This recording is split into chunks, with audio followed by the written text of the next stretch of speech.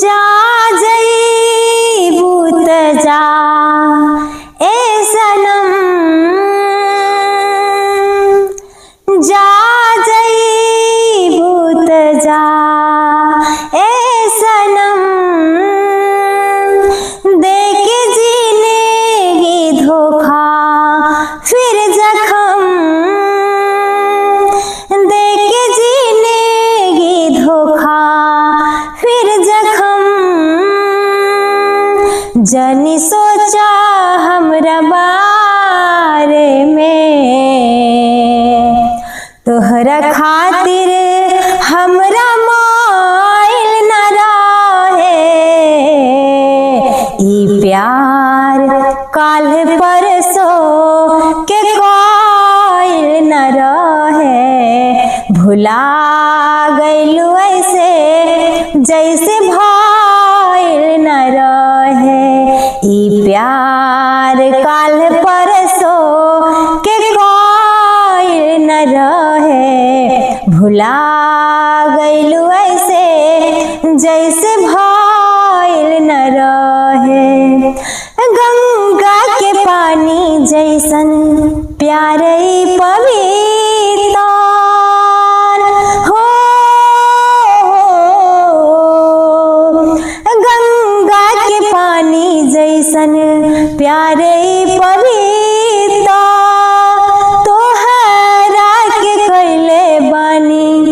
जान देवता पितर हो, गंगा के पानी जैसन प्यारे पवित्र, तोहरा के कैले बानी जान देवता पितर, तोह से पहले केहू दिल में हमरा सुनाइल चाहे गोइल न रहे, ई प्यार काल परसों के कोइल न रहे, भुला गइलू ऐसे जैसे भइल न रहे, ई प्यार काल परसों के कोइल न रहे, भुला गइलू ऐसे जैसे भइल न रहे, प्यार वर के चक्कर में मर नाही जाए हो,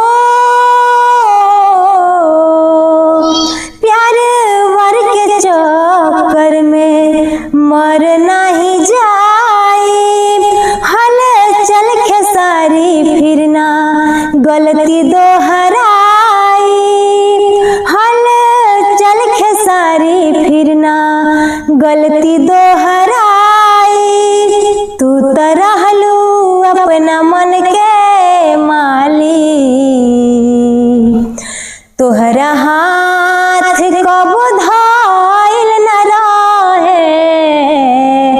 ई प्यार काल परसों के कोइल न रहे, भुला गइलू ऐसे जैसे भइल न रहे, ई प्यार काल परसों के कोइल न रहे, भुला गइलू ऐसे जैसे भइल न रहे। गंगा के पानी जैसन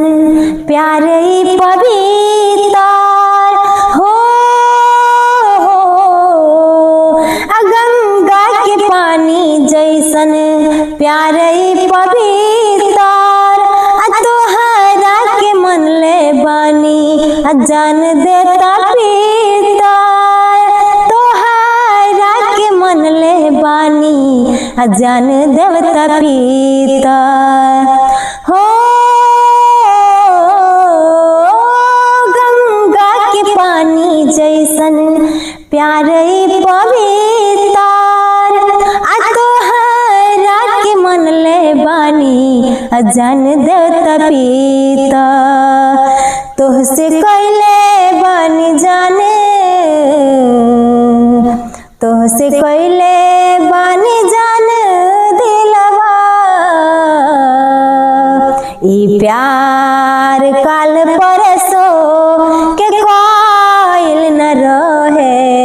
भुला गइलू ऐसे जैसे भइल न रहे। ई प्यार काल परसों के कोइल न रहे। भुला गइलू ऐसे जैसे भइल न रहे। दोस्तों आप सभी को अस्सलाम वालेकुम, नमस्कार। दोस्तों मेरे वीडियो को लाइक कीजिए, दोस्तों सब्सक्राइब कीजिए और ज़्यादा से ज़्यादा शेयर कीजिए और कमेंट करके बताइए। दोस्तों मैं भी आपकी यूट्यूब की तरह आपकी फैमिली हूँ और मैं आपका अपना फैमिली मानती हूँ, इसलिए आप मुझे सपोर्ट कीजिए, लाइक कीजिए दोस्तों।